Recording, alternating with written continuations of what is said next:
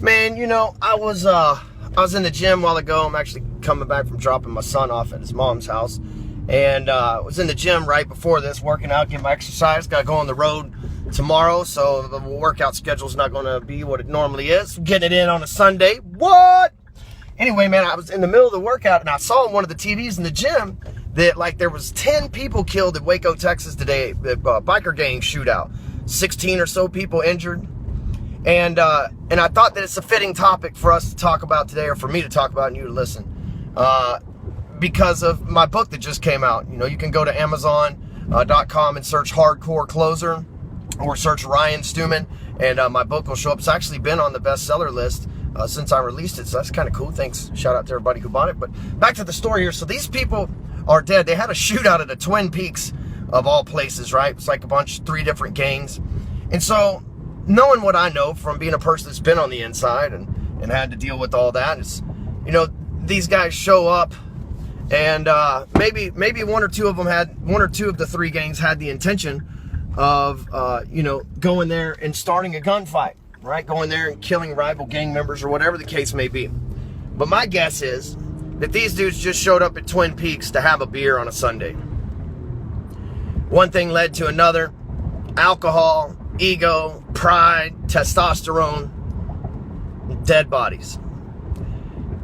And it's amazing, I've seen a lot of people locked up that were good people, naturally. And I'm not saying these bikers were good people or gang members. Obviously, they've got their issues. But they were good people that, in a split second, made an emotional decision that ruined the rest of their life. Now, you've got 10 people whose lives were ruined immediately, 16 people who will never be the same because they were shot, and no telling how many people that'll end up doing life sentences in prison. That, first of all, you and I got to fit the fucking bill for these guys. These fucking losers, right? Meth fucking addicts and whatever the hell they sell out there to fucking run their gang operation, right? We all know that you don't get to be a motorcycle gang that gets in a shootout with two other rival gangs by doing the right fucking thing and running a tax-paying fucking model citizen operation, right? So those guys cost us money.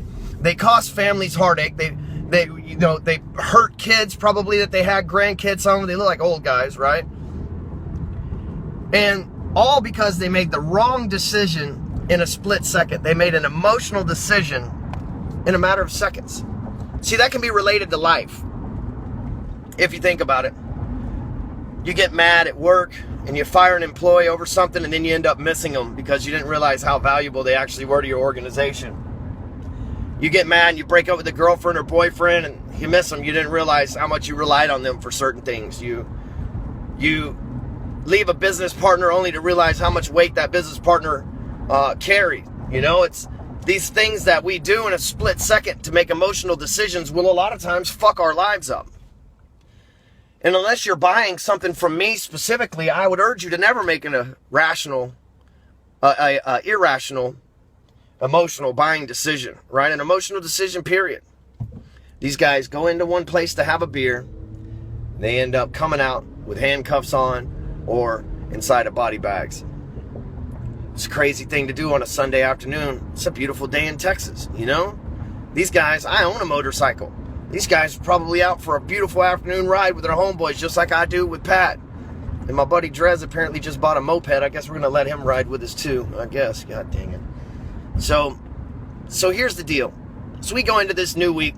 You're going to be forced with a lot of decisions. You're going to be forced with a lot of problems, especially as we get near the end of the month. You guys that are in real estate and mortgages, we get to the end of the month, you're going to do a lot of dumb shit, or you're going to be tempted to do a lot of dumb shit. And if you'll think about it for a second, it's all going to stem from an emotional decision. So I urge you, this week, tomorrow, today, right now, the rest of your life, steer away from making emotional decisions, especially emotional decisions that involve pride, ego, or based on testosterone and alcohol. I hope that the cops get everything sorted down there, and my prayers and thoughts are with the families that are going to be distraught by this and displaced, and the fathers that are no longer going to be able to pay the bills, despite whether they were paying bills for their family and taking care of their kids illegally or not. It's just going to change a lot of lives, and a lot of lives changed in a split second based on emotional decisions. So, sad, man. And coming from a guy that's, again, been on the inside, these guys are going to sit there and regret that the rest of their life. Or they're going to sit in prison and they're going to pretend that it was a great decision and those guys fucking stepped on their turf and they're badasses and all this shit. But meanwhile, deep, deep sadness for missing their family and the people they care about and the reason they did this shit in the first place. So, all right, enough with the emotional stuff, right? No more emotional decisions for any of us. Have a good week. And my thoughts, and I don't pray, but my thoughts and blessings, whatever you're supposed to say, go out to those families and victims there. And whether they be gang members or not, they're human beings in Waco. Later.